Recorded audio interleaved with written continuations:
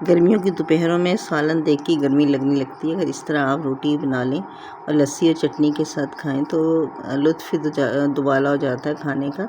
और साथ अचार हो तो क्या ही कहने। ये मैंने थोड़ी 1 डेढ़ कप आटा लेके ना तकरीबन आधा कप इसमें बेसन डाल दिया। इसमें यानी इतना आटा लिया है मैंने कि 3 बड़ी रोटियां बन जाएंगी।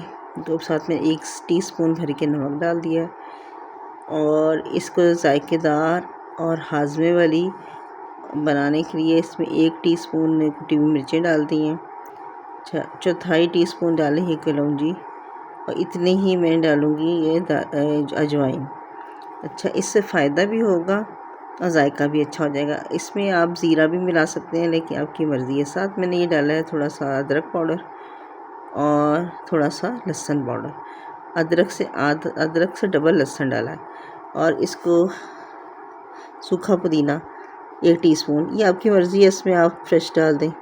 और ये प्याज थोड़ी सी मोटी काटी है ताकि ना ये पक के भी ज़रा मुंह में आती हुई ना अच्छी लगती है।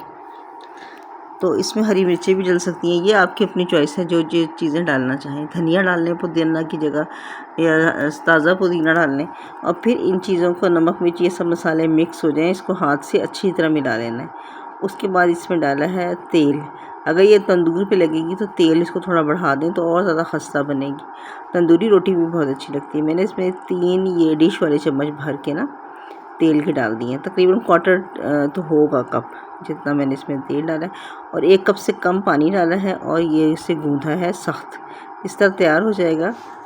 तो फिर मैंने ये इसे देखिए ना, पहले मैंने जो गूँधा था, गूँधने से पहले ये 2-3 चीज़ें बतानी थी टिप्स की। एक तो इसको अच्छी तरह मसल के सारा मसाला मिक्स करें और फिर तेल भी मिक्स करें। फिर ये 1 कप से कम पानी डाला है जो फिर उस गूँधे हुए आटे की शक्ल में आता है।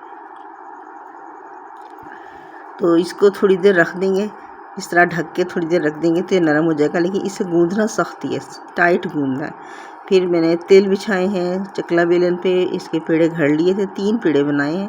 अब इसके अंदर तिल डाल सकते हैं लेकिन अंदर मज़ा नहीं आता, ये इस तरह ज़्यादा अच्छा लगता है। अब चकले पे डाल दिए तेल और मैं एक तरफ से इसे बेल लूँगी तो फिर थोड़े से और तिल डालूँगी और उल्टी तरफ से भी बेल लूँगी तो तिल इनके ऊपर अच्छी तरह लग जाएंगे। अच्छा, तिल जो है ना वो कैल्शियम का भी बड़ा अच्छा ख़जाना है। वैसे तो खाए नहीं जाते कि चटनी बना लें, तिल वाली चटनी बना लें या इस तरह आटे के ऊपर रोटी के ऊपर लगा लें। जैसे तिलों वाले नान बड़े मशहूर हैं, इस तरह हम घर में लगा सकते हैं। बस बेलने वक्त ये ध्यान रखें। फिर मैंने एक तो ये उतारा है पराठा तेल डाल के, कम तेल डाल के, लेकिन आप इसमें देसी घी मक्खन भी लगा सकते हैं। तंदूरी रोटी पे चौपड़ के भी खा सकते हैं। साथ बनाए जी पतली लस्सी और साथ वो दही की चटनी, साथ में मिर्च का अचार।